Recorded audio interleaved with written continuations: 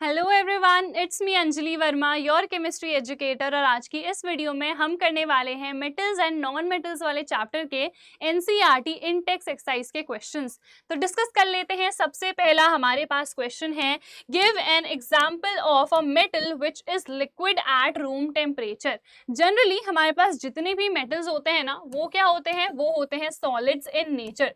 तो हमसे ये पूछा गया है कि आप एक ऐसा मेटल बता दो जो कि क्या है, लिक्विड है रूम टेम्परेचर पे। तो इसका आंसर क्या हो जाएगा, Hg। और Hg क्या होता है हमारे पास, मरकरी। तो मरकरी एक ऐसा मेटल है जो कि क्या होता है, लिक्विड होता है। नेक्स्ट है, can be easily cut with a knife. अगर आप उसको चाकू से काट सकते हो तो विच मीन्स वो क्या होगा, काफी ज्यादा सॉफ्ट होगा। तो ये सॉफ्ट मेटल्स हमारे पास क्या क्या होते हैं, सोडियम होता है, पोटेशियम होता है। तो एक पूछा गया है तो आप सिंपली सोडियम या फिर पोटेशियम में से कोई सा भी एक मेटल मेंशन कर सकते हो। अब इसके बाद अगला है हमारे पास, is the best conductor of heat. Heat का बेस्ट कंडक्टर क्या होता है, Ag यानी कि सिल्वर। अगर आपसे इलेक्ट्रिसिटी का पूछा जाता तो उसका आंसर भी क्या होता, सिल्वर ही होता। इलेक्ट्रिसिटी के केस में क्या पूछा जाता है कि बेस्ट कंडक्टर क्या है, एंड अगर ये हमारे पास बेस्ट कंडक्टर है यानी कि सिल्वर, तो फिर भी हम कॉपर की वायर्स क्यों बनाते हैं, फॉर इलेक्ट्रिसिटी कंडक्शन। क्योंकि ये भी यानी कि कॉपर भी एक अच्छा कंडक्टर होता है। एंड बिकॉज जो हमारे पास सिल्वर है ना, काफी ज्यादा कॉस्टली है, महंगा है, तो इतना पैसा हम सिर्फ वायर्स बनाने के लिए क्यों ही लगाएं, जबकि ये भी तो हमको इलेक्ट्रिसिटी कंडक्शन दे रहा है ना। तो इसीलिए जस्ट बिकॉज ये हमारे पास चीप होता है ऑब्वियसली दैन सिल्वर, तो इसीलिए हम किसका यूज करते हैं, कॉपर का, फॉर इलेक्ट्रिसिटी कंडक्शन। नेक्स्ट है, is a poor conductor of heat. तो इसमें ना जो हमारे पास मर्करी है यानी कि Hg, ये भी आ जाता है, और Pb यानी कि लेड भी हमारे पास आ जाता है, क्योंकि दोनों ही क्या होते हैं, काफी पुअर कंडक्टर होते हैं हीट के। तो ये सारे क्वेश्चन आई होप आपको समझ में आ गए होंगे। अगला क्वेश्चन हम देख लेते हैं। अगला क्वेश्चन क्या है, explain the meaning of malleable and ductile. Malleability क्या थी, अगर हमारे पास कोई भी मेटल है तो उसको हम थिन थिन शीट्स में क्या कर सकते थे, चेंज कर सकते थे। तो ये विच मीन्स प्रॉपर्टी क्या है, थिन शीट्स में किसी भी मेटल को चेंज करने की। और उसके बाद हमने डिस्कस करा था डक्टिलिटी। डक्टिलिटी हमारे पास वो प्रॉपर्टी होती है किसी भी मेटल की जिससे हम उसको किस में ड्रॉ कर सकते हैं, वायर्स में ड्रॉ कर सकते हैं। ठीक है, तो अगर आपसे मेलिएबल का मीनिंग पूछा जाएगा, सो मेलिएबल हमारे पास एक ऐसा मेटल होगा that can be drawn into thin sheets। ठीक है, that can be drawn into thin sheets। ठीक है, जो भी हमारे पास मेटल्स होते हैं उनको आप इजीली थिन शीट्स में चेंज कर सकते हो। एग्जाम्पल अगर आप पूछोगे, सो एल्यूमिनियम की फॉइल्स बनती हैं, आपको पता है ना। तो फॉइल्स का आप यूज भी करते होगे, मम्मी आपका टिफिन इसी में पैक करती होगी। तो ये हमारे पास बेस्ट एग्जाम्पल हो गया समझने के लिए। ठीक है, उसके बाद अगर आपसे डक्टाइल पूछा जाएगा, सो डक्टाइल क्या होगा, एक ऐसा metal that can easily be changed into wires। ठीक है, या फिर हम लिख सकते हैं that can be drawn into wires। ठीक है, तो इसको हम इजीली वायर्स में चेंज कर सकते हैं। आपको समझ में आया, डक्टिलिटी एक प्रॉपर्टी है मेटल की, और डक्टाइल वो मेटल होगा। किसी भी मेटल को हम कहेंगे ना कि ये डक्टाइल है, और डक्टिलिटी क्या हो जाएगी, उसकी प्रॉपर्टी हो जाएगी। तो अगर आपसे डक्टिलिटी पूछी जाएगी तो उसकी डेफिनेशन क्या होगी, the property by the help of which any metal can be drawn into wires. ठीक है, इतना सा बस डिफरेंस आया है डक्टिलिटी और डक्टाइल में। डक्टिलिटी प्रॉपर्टी है और जो डक्टाइल है वो हमारे पास कोई भी मेटल होगा। Same goes for malleability and malleable. ठीक है, तो इसीलिए यहाँ पे डेफिनेशन में थोड़ा सा हमारे पास डिफरेंस आया है। ये आपको आई थिंक समझ में आ गया होगा। बहुत ही हमारे पास सिंपल सा क्वेश्चन है। अब हम देख लेते हैं हमारा अगला क्वेश्चन। अगला क्वेश्चन क्या है, व्हाई इज सोडियम यानी कि Na kept immersed in kerosene oil. तो ये क्वेश्चन भी आपको बुक में ही गिवन है। जो भी हमारे पास रिएक्टिव मेटल्स होते हैं, पोटेशियम है, सोडियम है, इनको क्यों हम हमेशा केरोसिन ऑयल में इमर्स करके रखते हैं, क्योंकि अभी हमने कहा कहा ये क्या है, हाईली रिएक्टिव हैं। जो हमारे पास रिएक्टिविटी सीरीज होती है उस पर टॉप पे आते हैं नहीं, अगर ये टॉप पे आ रहे हैं विच मीन्स ये सबसे ज्यादा रिएक्टिव हैं। अगर ये रिएक्टिव हैं तो क्या होगा, अगर आपने इनको केरोसिन ऑयल में नहीं रखा हुआ है, ये ऑक्सीजन के साथ रिएक्ट कर जाएंगे। ऑक्सीजन तो आसपास बहुत सारी है, ठीक है, तो उसके साथ रिएक्ट करेंगे और ये जो रिएक्शंस होती हैं ये हाईली एक्सोथर्मिक होती हैं, काफी विग्रस रिएक्शंस होती हैं, ठीक है। तो यहाँ पे एक्सप्लोजन भी हो सकता है। So to avoid such kind of explosions हम हमेशा ही इनको केरोसिन ऑयल में डिप करते हैं। अगर मान लो आसपास क्या है, हमारे पास मॉइस्चर है, ठीक है, तो मॉइस्चर का फॉर्मूला भी H2O होता है, तो क्या होगा, ये Na रिएक्ट कर जाएगा H2O के साथ, क्या बन जाता है यहाँ पे NaOH, और यहाँ पे हाइड्रोजन गैस इवॉल्व होती है। बाकी सब क्या हो जाएगी, इसकी बैलेंसिंग कुछ इस तरीके से। तो यहाँ पे हाइड्रोजन गैस जो इवॉल्व हो रही है, दिस कैचेस फायर, ठीक है। तो इसीलिए इस तरीके के जो भी हमारे पास एक्सप्लोजन्स हो रहे हैं because of sodium being highly reactive, इनको अवॉइड करने के लिए हमेशा सोडियम और पोटेशियम को कहाँ रखा जाता है, इन केरोसिन ऑयल। तो I think this question is also very clear, बहुत ही सिंपल सा हमारे पास क्वेश्चन था। अगला क्वेश्चन देख लेते हैं, right equations for the reactions of iron को स्टीम के साथ अगर हम रिएक्ट कराएंगे तो Fe इज आयरन प्लस इधर पे H2O, ठीक है, तो इन दोनों की रिएक्शन होगी तो क्या बनता है यहाँ पे, ना ही Fe2O3 बनता है, ना ही इधर पे FeO बनता है, यहाँ पे क्या बनता है Fe3O4। This is really very very important. H2 gas यहाँ पे इवॉल्व हो जाएगी। फिर हम इसकी कर लेते हैं कुछ इस तरीके से बैलेंसिंग। यहाँ पे देखिए 4 है तो इधर पे हम 4 लिख देंगे, और हाइड्रोजन कितने हो गए हैं, 8 हो गए हैं, तो इधर पे कुछ इस तरीके से हम क्या कर देंगे, इसकी बैलेंसिंग कर देंगे, ठीक है। तो ये भी हमारे पास बहुत ही सिंपल सा था। अगली क्या रिएक्शन लिखनी है देखते हैं, calcium and potassium and water, ठीक है, which means calcium and potassium with water होगा ये, तो हमें कैल्शियम और पोटेशियम की रिएक्शन करनी है विद वाटर, ठीक है। तो सबसे पहले ये कर लेते हैं, यहाँ पे आपको पता है कैल्शियम हाइड्रोक्साइड बनेगा। ये रिएक्शन क्या होती है, लेस वॉयलेंट होती है, और जबकि अगर हम बात करें किसकी, यहाँ पे पोटेशियम की, तो ये क्या होती है, ये काफी वॉयलेंट रिएक्शन होती है, ठीक है। तो यहाँ पे हमने ये लिख दिया है, प्लस यहाँ पे H2 बन जाता है, तो यहाँ पे ऑक्सीजन 2 हो गए हैं, तो कुछ इस तरीके से यहाँ पे हमारी क्या हो जाएगी, बैलेंसिंग। उसके बाद K प्लस H2O अगर हम करेंगे तो ये क्या बनाएगा, KOH प्लस इधर पे H2 बन जाएगा, तो ये इसकी बैलेंसिंग कुछ इस तरीके से होगी। हाइड्रोजन इधर पे 4 हैं, इधर पे भी 4 हैं। ये हाईली एक्सप्लोजिव रिएक्शन होती है, काफी वॉयलेंट रिएक्शन है, तो यहाँ पे जो हाइड्रोजन इवॉल्व हो रहा है दैट में अगेन कैच फायर, जैसे कि हमने अभी सोडियम की रिएक्शन में डिस्कस करा था, ठीक है।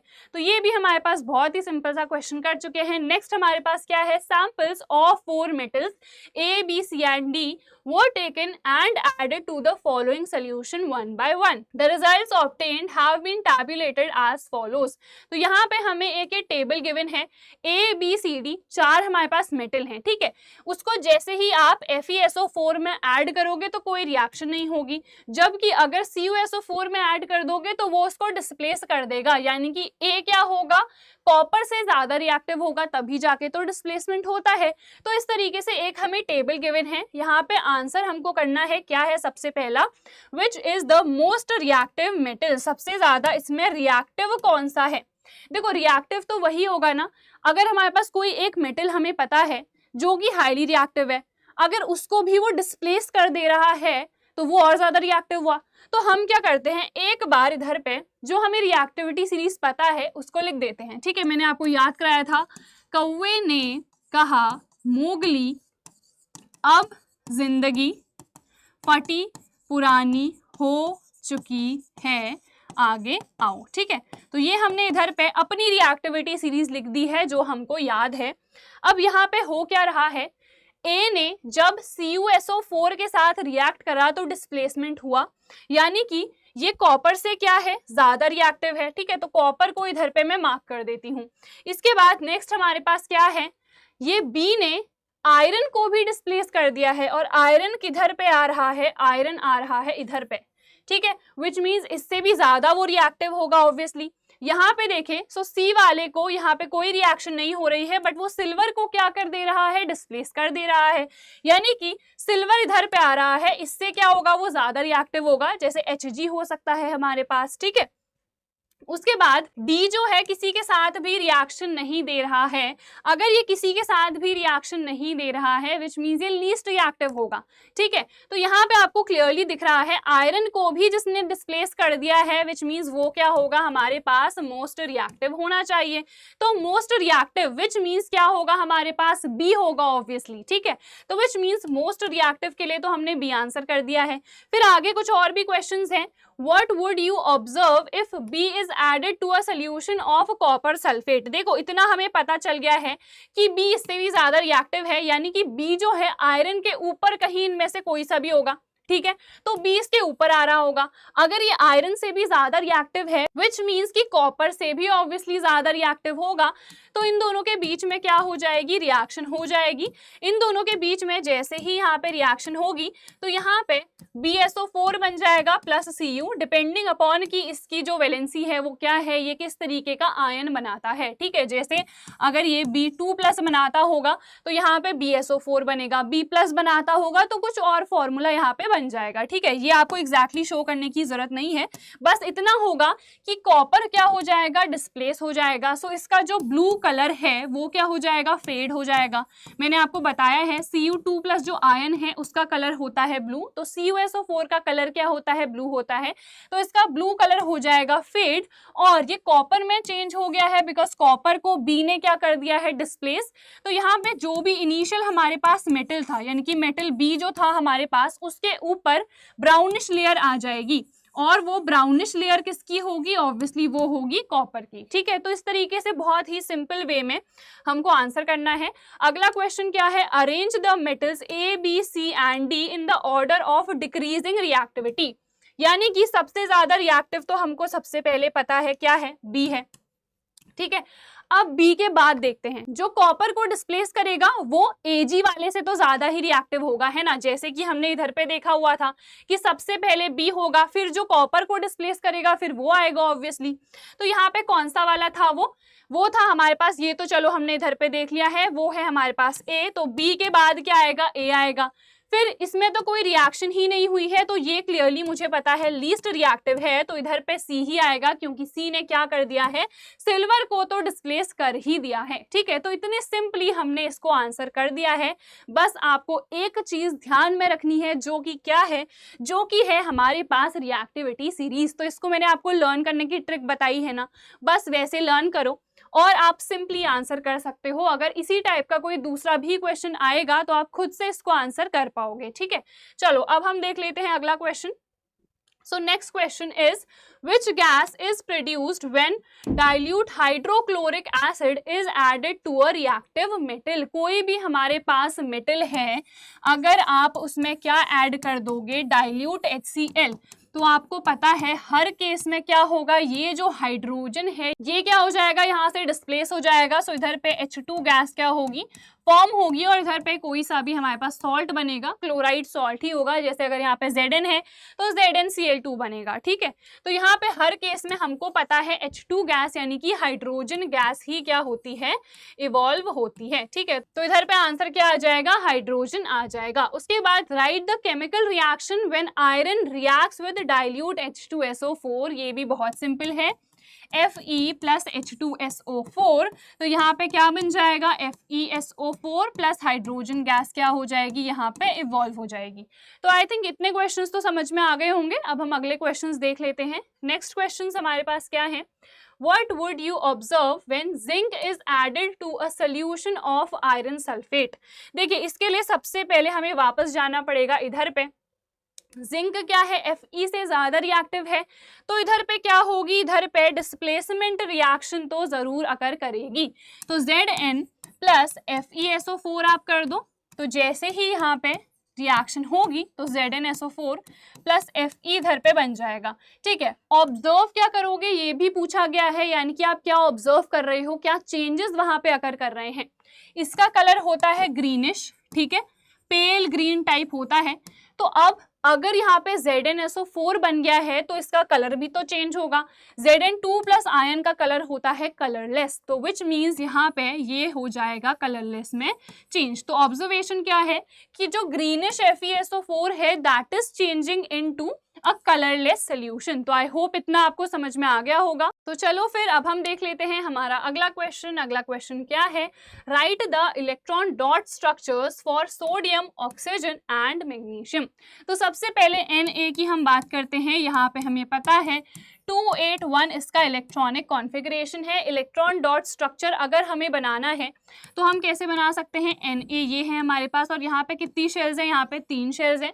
इस तरीके से मैं इजीली बना सकती हूँ। 2 इलेक्ट्रॉन यहाँ पे हैं, ठीक है, क्रॉस क्रॉस से मैं डिनोट कर देती हूँ। 8 यहाँ पे हैं, 1 2 3 4 5 6 7 एंड 8 और 1 इलेक्ट्रॉन बाहर है। तो इस तरीके से मैंने सिंपली बना दिया, ठीक है। ऑक्सीजन एटम की अगर हम बात करें तो यहाँ पे हमें पता है 2,6 इसका क्या होता है कॉन्फ़िगरेशन, ठीक है। तो यहाँ पे ऑक्सीजन अगेन यहाँ पे 2 शेल्स आ जाएंगी, सो 1 2 एंड यहाँ पे 1 2 3 4 5 एंड 6, ठीक है। तो ये हमने दोनों का बना दिया है। फिर हमें बात करनी है मैग्नीशियम की जो कि होता है 12, तो 282।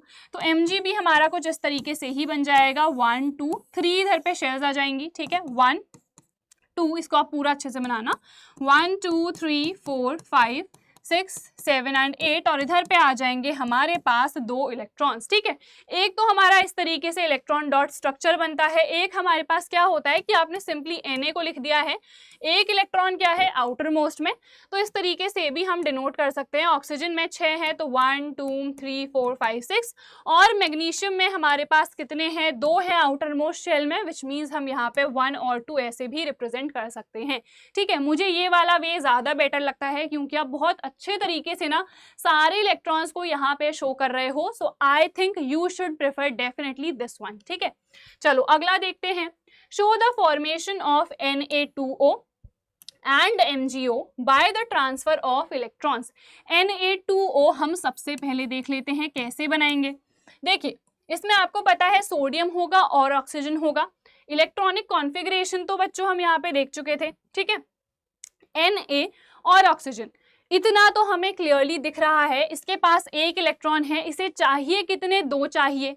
तो एक ये वाला सोडियम और एक दूसरा सोडियम एटम क्या करेगा, इसको डोनेट कर देगा, ठीक है। और यहाँ पे हम फॉर्मूले से भी इजीली देख सकते हैं, यहाँ पे फॉर्मूले में भी क्या है Na2 यानी कि 2 सोडियम के क्या है एटम्स है।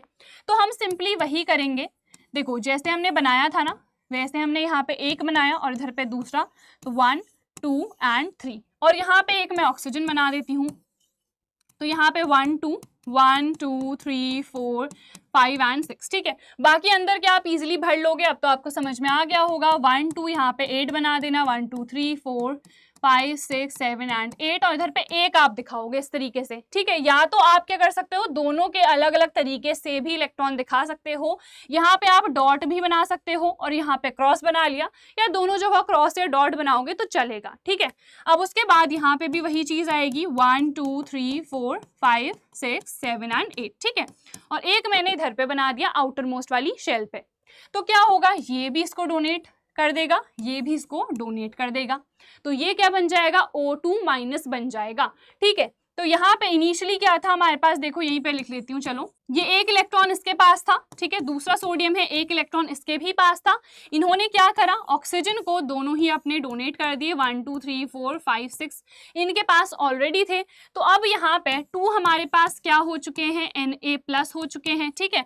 और ऑक्सीजन हमारे पास क्या हो चुका है, यहाँ पे 2 माइनस, कुछ इस तरीके से आप यहाँ पे रिप्रेजेंट कर सकते हो, 1 2 3 4 5 6 उसके पास ऑलरेडी थे, 2 और हमने इधर पे ले लिए हैं, ठीक है। तो इस तरीके से आप सिंपली यहाँ पे रिप्रेजेंट कर सकते हो। इसको हम ऐसे बना देते हैं, ये हमारे पास सोडियम था और इन दोनों ने क्या कर दिए हैं, डोनेट कर दिए हैं।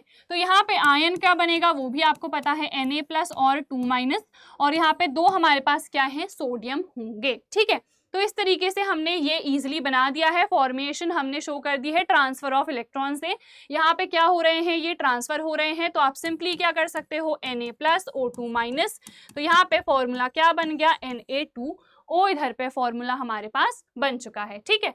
और मैंने आपको बताया हुआ है पहले भी, Na2 इसका अगर आप आयनाइजेशन करोगे सो 2Na plus and O2 minus यहाँ पे बनता है। क्यों बनता है ये भी मैं आपको बता देती हूँ, क्योंकि दो इधर पे क्या है सोडियम के एटम, तो इधर पे भी आपको क्या करना पड़ेगा बैलेंसिंग, क्योंकि दो सोडियम के अगर एटम्स हैं इधर पे भी दो सोडियम के ही एटम्स होने चाहिए।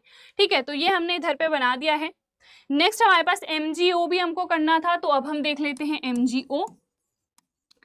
MgO कैसे बना होगा, Mg2 plus and O2 minus से ऑब्वियसली। तो एक मैग्नीशियम के आउटर मोस्ट में हमें पता है दो थे, वो दोनों इसने इसको डोनेट कर दिए हैं, तो आयनिक यहाँ पे क्या बन जाएगा, कंपाउंड बन जाएगा। ठीक है, तो यहाँ पे बना देते हैं कुछ इस तरीके से। इसके बाहर क्या थे, दो थे। ऑक्सीजन के बाहर भी कितने हैं, 6 हैं। ठीक है, तो यहाँ पे 1 2 3 4 5 एंड 6, तो ये भी इसने इसको डोनेट कर दिया और ये भी इसने इसको डोनेट कर दिया है। तो यहाँ पे दोनों अगर डोनेट हो चुके हैं तो Mg2 प्लस एंड इधर पे O2 माइनस आ जाएगा और फॉर्मूला क्या बन जाएगा, MgO। इस तरीके से फॉर्मूला बन जाएगा। तो बहुत ही सिंपल वे में हमने इसको भी देख लिया है, तो आई होप आपको समझ में आ गया होगा। नेक्स्ट क्वेश्चन है, what are the ions present in these compounds. Ions क्या है, Na2O में मैंने आपको बताया Na प्लस और O2 माइनस आयन है, और MgO में भी हमने देख लिया है Mg2 प्लस और O2 माइनस है। ठीक है, तो इस तरीके से आपने ये भी आंसर कर दिया है। तो आई होप आपको ये क्वेश्चन भी समझ में आ गया होगा। तो चलो अब देख लेते हैं हमारा अगला क्वेश्चन। अगला क्वेश्चन क्या है, Why do ionic compounds have high melting points? ये भी ना क्वेश्चन बहुत ही सिंपल है, बहुत बार प्रॉपर्टीज डिस्कस कर चुके हैं आयनिक कंपाउंड्स की। देखो आयनिक कंपाउंड्स जैसे अभी हमने देखा था वैसे एक और एग्जांपल लेते हैं, Na प्लस Cl माइनस। हमेशा आपको पता है यहाँ पे पॉजिटिव चार्ज है, यहाँ पे नेगेटिव चार्ज है। फिजिक्स में भी पढ़ा है ना, क्या पढ़ा है कि ऑपोजिट्स क्या करते हैं, ऑपोजिट्स हमेशा ही क्या करते हैं, अट्रैक्ट करते हैं। ठीक है, जैसे मेल फीमेल है वो भी तो दोनों क्या है, ऑपोजिट्स है ना, तभी तो अट्रैक्ट करते हैं। ठीक है, तो वैसे ही हमेशा ऑपोजिट्स अट्रैक्ट करते हैं। तो प्लस माइनस यहाँ पे क्या है, अगर ये दोनों अट्रैक्ट कर रहे हैं so due to opposite charges there is a strong deal of attraction. ठीक है, तो आयनिक कंपाउंड्स में क्या है, बहुत ज्यादा फोर्स ऑफ अट्रैक्शन है। अगर इसमें फोर्स ऑफ अट्रैक्शन ज्यादा है तो इसको तोड़ने के लिए भी तो एनर्जी ज्यादा देनी पड़ेगी ना। जैसे मान लो आपका कोई बॉन्ड है, आपकी बेस्ट फ्रेंड है, आपका कोई बेस्ट फ्रेंड है, आपका उसके साथ बॉन्ड बहुत ही अच्छा है। अब तीसरे बीच में कोई और दोस्त आ गई, उसने लगा दी आग, तो अगर बहुत ही ढीला ढाला बॉन्ड होगा, अच्छा बॉन्ड नहीं था, तो वो तो टूट जाएगा। बट अगर इतना आपका स्ट्रॉन्ग बॉन्ड होगा ना तो वो जिंदगी में कभी नहीं टूटेगा। तो यही चीज इधर पे भी है। अगर हमारे पास ज्यादा फोर्स ऑफ अट्रैक्शन है तो यहाँ पे आपको ज्यादा एनर्जी देनी पड़ेगी, उसको ज्यादा मिर्ची लगानी पड़ेगी उधर पे बॉन्ड तोड़ने के लिए। ठीक है, तो वही चीज इधर पे भी हमको करनी है। अगर यहाँ पे फोर्स ऑफ अट्रैक्शन ज्यादा है तो आपको ज्यादा एनर्जी देनी पड़ेगी, और वो एनर्जी ऑब्वियसली अगर आप ज्यादा दोगे तो मेल्टिंग पॉइंट या फिर बॉइलिंग पॉइंट भी क्या हो जाएगा, ज्यादा हो जाएगा। तो बहुत ही सिंपल वे में इसको तो हमने देख लिया है। अगला क्वेश्चन देखते हैं। अगला क्वेश्चन क्या कह रहा है, डिफाइन करना है मिनरल क्या होता है। कोई भी नेचुरली अकरिंग सब्सटेंस जिसको आप माइनिंग की हेल्प से ऑब्टेन कर सकते हो उसको आप सिंपली कह दोगे एक मिनरल। ठीक है, उसके बाद और देखो ये लाइन तो बड़ी फेमस है, all ores are minerals but not all minerals are ores. तो ऐसे नेचुरली अकरिंग सब्सटेंसेस, ऐसे मिनरल्स जिनसे हम कोई भी एक पर्टिकुलर मेटल को प्रॉफिटेबली इकोनॉमिकली एक्सट्रैक्ट कर सकते हैं, तो उसको हम क्या कह देते हैं, उसको हम एक और कह देते हैं। प्रॉफिटेबली इकोनॉमिकली का क्या मतलब है कि उसका जो कॉस्ट ऑफ एक्सट्रैक्शन है ना वो ज्यादा ना हो, क्योंकि ऑब्वियसली अगर कोई मेटल ऑब्टेन हो रहा है, वो हो रहा है चुल्लू भरसा, और उसमें एक्सट्रैक्शन की जो कॉस्ट है वो इतनी ज्यादा लग गई है, तो उसका कोई फायदा नहीं है ना। तो प्रॉफिट भी हर केस में हमको देखना पड़ता है। ठीक है, तो ये इसकी डेफिनेशन हो गई। फिर हम आते हैं गैंग में। गैंग क्या होती है, ये होती है impurities. So these are the impurities that are present. ठीक है, जो भी हमारे ओर्स के साथ साथ कुछ अलग से इम्प्योरिटी होती है, जैसे सैंड हो सकता है, रॉक हो सकता है, तो वो सब जो भी इम्प्योरिटीज हैं उनको हम कह देते हैं गैंग। ठीक है, चलो ये भी हमने देख लिया है। Name two metals which are found in nature in the free state. Free state में वो पाए जाते हैं जो कि क्या होते हैं, लीस्ट रिएक्टिव, क्योंकि वो ऑक्सीजन या सल्फर के साथ रिएक्ट नहीं करते हैं। तो लीस्ट रिएक्टिव हमारे पास क्या होता है, एक गोल्ड है, दूसरा हमारे पास क्या है, प्लैटिनम है। ठीक है, कई बार जो हमारे पास सिल्वर है यानी कि Ag है, ये भी हमें सल्फाइड्स के फॉर्म में मिल जाता है। ठीक है, तो ये क्या होता है, ये रिएक्ट कई बार कर लेता है। तो अगर एग्जैक्टली फ्री स्टेट में हमसे पूछे गए हैं दो मेटल्स, तो हमारा बेटर आंसर क्या होना चाहिए, गोल्ड एंड प्लैटिनम। ठीक है, क्योंकि ये चीज Ag और Cu दोनों के लिए ही लिखी हुई है आपकी NCERT में भी। ठीक है, चलो ये भी समझ में आ गया है। What chemical process is used for obtaining a metal from its oxide? अगर हमारे पास ऑक्साइड है तो हमें इसका क्या करना पड़ेगा, रिडक्शन। क्योंकि अगर इधर पे ऑक्सीजन प्रेजेंट है तो उसको रिड्यूस करके ही तो हमको मेटल मिल सकता है। तो जैसे हमारे पास जिंक ऑक्साइड है, ठीक है, ये हमने एक ऑक्साइड ले ली, रिडक्शन हम किसके साथ करते हैं, जनरली हम कर देते हैं कार्बन के साथ, या कोई ज्यादा जो हमारे पास क्या होता है रिएक्टिव मेटल, उसकी हेल्प से भी हम कर सकते हैं, है ना। तो इसका क्या हो जाता है, इधर पे Zn ऑब्टेन हो जाता है प्लस इधर पे CO। तो यहाँ पे क्या हुआ, देखो ये हुआ हमारे पास रिडक्शन, है ना। तो ये इसका ही तो हमको क्या करना था, रिडक्शन करना था। और इधर पे क्या हो चुका है, ऑक्सीडेशन। इससे हमको कोई मतलब नहीं है, कोई लेना देना इससे नहीं है। ठीक है, metallic oxides of zinc, magnesium and copper were heated with the following metals. ठीक है, तो यहाँ पे ZnO है, अगर इसकी रिएक्शन आप किसके साथ कराओगे, जिंक के साथ, तो कोई रिएक्शन होगी नहीं होगी, सो नो रिएक्शन। ठीक है, यहाँ पे आप नो रिएक्शन लिख दोगे। ZnO प्लस Mg, तो अगर इधर पे Mg है तो अभी हमने रिएक्टिविटी सीरीज देखी हुई थी, कौवे ने कहा मोगली अब जिंदगी, तो Mg क्या आता है, ऊपर आता है, तो इधर पे तो डेफिनेटली रिएक्शन होगी। क्या रिएक्शन होगी उसको भी हम देख लेते हैं। प्लस Mg अगर आप करोगे तो यहाँ पे MgO बन जाएगा और Zn, तो इधर पे डिस्प्लेसमेंट होगा, तो यहाँ पे आप क्या लिखोगे, डिस्प्लेसमेंट अकर्स। उसके बाद Cu, अब Cu क्या होता है, लेस रिएक्टिव, क्या वो जिंक को डिस्प्लेस कर सकता है, नहीं कर सकता है, तो इधर पे भी नो रिएक्शन विल अकर। यहाँ पे MgO है प्लस Zn, तो हमें पता है Zn तो कम रिएक्टिव है, तो वो कैसे मैग्नीशियम को डिस्प्लेस करेगा, तो यहाँ पे भी कोई रिएक्शन नहीं होगी। अब MgO प्लस Mg, इसकी भी कोई रिएक्शन नहीं अकर कर सकती है। फिर MgO प्लस कॉपर, ये होता है लेस रिएक्टिव, यहाँ पे भी कोई रिएक्शन नहीं होगी, कोई डिस्प्लेसमेंट नहीं होगा। यहाँ पे डिस्प्लेसमेंट होगा, क्यों, बिकॉज हमारे पास कॉपर ऑक्साइड है और जिंक इसके साथ रिएक्ट कर रहा है। जिंक क्या है, ज्यादा रिएक्टिव, कॉपर को धक्का मार देगा, उसको निकाल देगा। ठीक है, उसके बाद CuO प्लस Mg, ऑब्वियसली यहाँ पे भी डिस्प्लेसमेंट अगर करेगा, क्योंकि मैग्नीशियम क्या होता है, ज्यादा रिएक्टिव होता है। और CuO प्लस Cu, यहाँ पे कोई भी रिएक्शन नहीं अकर करेगी। ठीक है, in which cases will you find displacement reaction taking place, तो 1, 2 और 3, तीन जगह हमको देखने को मिली क्या, डिस्प्लेसमेंट रिएक्शन। तो बहुत सिंपल था। Which metals do not corrode easily, कौन से मेटल्स में इजिली कोरोजन नहीं होता है, तो हमें पता है इसका आंसर भी हमारे पास क्या आएगा, गोल्ड एंड प्लैटिनम। तो ये हमारे पास ऐसे मेटल्स हैं जो नेचर में फ्री स्टेट में भी पाए जाते हैं और इनका कोरोजन भी इजिली नहीं हो सकता है, क्योंकि ये लीस्ट रिएक्टिव है। कोरोजन के लिए क्या होना पड़ता है, रिएक्ट करना पड़ता है ऑक्सीजन के साथ, मॉइस्चर के साथ। तो ये हमारे पास बिकॉज लीस्ट रिएक्टिव है तो इनमें कोरोजन भी इजिली नहीं होता है। ठीक है, चलो आपको ये भी समझ में आ गया। उसके बाद एलॉयज क्या होते हैं, एलॉयज हमारे पास होमोजेनस मिक्सचर होते हैं, या तो 2 या 3 मेटल्स का, या फिर मेटल विद नॉन मेटल। ठीक है, metal with a non metal, ऐसा भी पॉसिबल है। बट ये जो हमारे पास मिक्सचर है ये क्या होना चाहिए, होमोजेनस होना चाहिए। ठीक है, तो आई होप आपको समझ में आ गया होगा। So alloys are homogeneous mixtures of 2 और 3 मेटल्स और a metal with a non metal. तो I hope this is clear. तो ये हमारे पास सारे क्वेश्चंस हो चुके हैं, आई होप आपको समझ में आ गए होंगे। जितने भी क्वेश्चंस हमने प्रैक्टिस करे हैं, बैक एक्सरसाइज क्वेश्चंस भी हम जल्द ही अपलोड करने वाले हैं। टिल देन आप इस चैनल को डेफिनेटली सब्सक्राइब कर लेना। मिलते हैं नेक्स्ट वीडियो में। Bye bye everyone and take care.